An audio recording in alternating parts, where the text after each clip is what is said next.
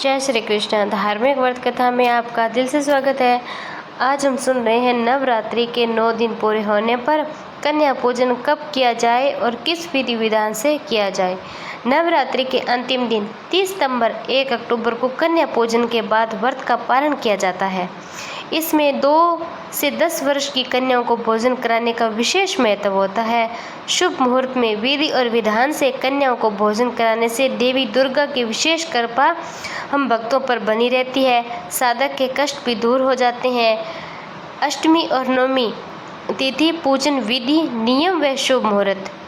नवरात्रि के अंतिम दिन कन्या पूजन करने का बहुत खास महत्व होता है। इन दिन दुर्गा माँ की पूजा पाठ करने और 9 कन्याओं को पूजा कराने के बाद व्रत का पारण किया जाता है। ऐसा करने से साधक को देवी माँ की विशेष कृपा मिलती है, जीवन में सुख संपत्ति। और इस प्रकार नवरात्रि का आरंभ 22 सितंबर से हुआ था और तृतीया 2 दिन होने के कारण अष्टमी 30 सितंबर व नवमी 1 अक्टूबर को पड़ रही है। कुछ लोग अष्टमी के दिन नवरात्रि का व्रत पारण करते हैं, कुछ लोग नवमी के दिन करते हैं। नवरात्रि के अंतिम दिन 2 दिन बहुत विशेष होते हैं।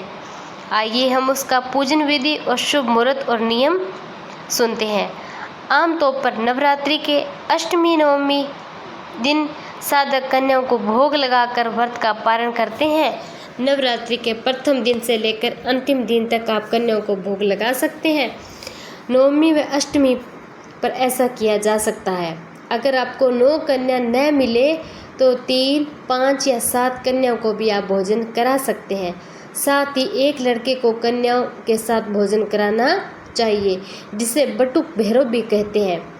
कन्या पूजन में 9 कन्या देवी दुर्गा का 9 स्वरूप होती है।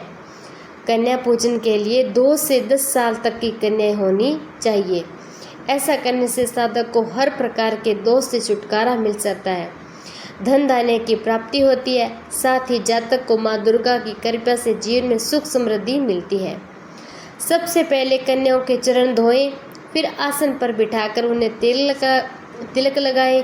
साथ ही अपने घर में भोजन भी जरूर कराएं। कन्या पूजन में कन्याओं को उपहार में आप लाल वस्त्र दे सकते हैं। यह रंग माँ दुर्गा को बेहद ही प्रिय होता है। ऐसे में इस रंग का इस्तेमाल करने से शुभ फल की प्राप्ति होती है। वस्त्र के अलावा आप लाल रंग की चुनरी भी उन्हें दे सकते हैं। साथ ही एक फल का उपहार भी आप उन्हें दे सकते हैं। इसके लिए केला, अनार, सेब आदि लिया जा सकता है। ऐसा करने से माँ दुर्गा की विशेष कृपा हमें मिलती है। नवरात्रि पूजन के बाद कन्या को श्रृंगार की सामग्री भी देनी चाहिए। इसमें लाल चूड़ियाँ, बिंदी, नेल पेंट, लिपस्टिक आदि शामिल। कन्या को श्रृंगार का सामान देने से सीधा माता रानी को अर्पित माना जाता है। जीरा या चावल भी कपड़े में बांध कर देने चाहिए। ऐसा करने से घर में सुख शांति, सुख समृद्धि आती है। इस बार 30 सितंबर मंगलवार के दिन अष्टमी तिथि रहेगी। पंचांग के अनुसार 29 सितंबर सोमवार को शाम 4:32 से लेकर अष्टमी आरंभ होगी। 30 तारीख को शाम के 6:07 पर इसका समापन होगा। इसके बाद से यानी 30 तारीख को शाम से 6:08 से नवमी का आरंभ हो जाएगा। इसके बाद 1 अक्टूबर बुधवार के दिन शाम के 7:02 पर नवमी का समापन हो जाएगा। ऐसे में अष्टमी 30 सितंबर को, नवमी 1 अक्टूबर को मनाई जाएगी।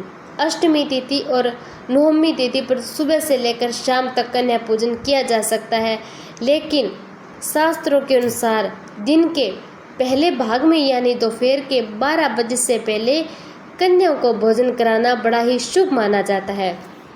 इसीलिए कन्याओं को भोजन 12 बजे से पहले ही आप हो सके तो करा लें। जय माता दी।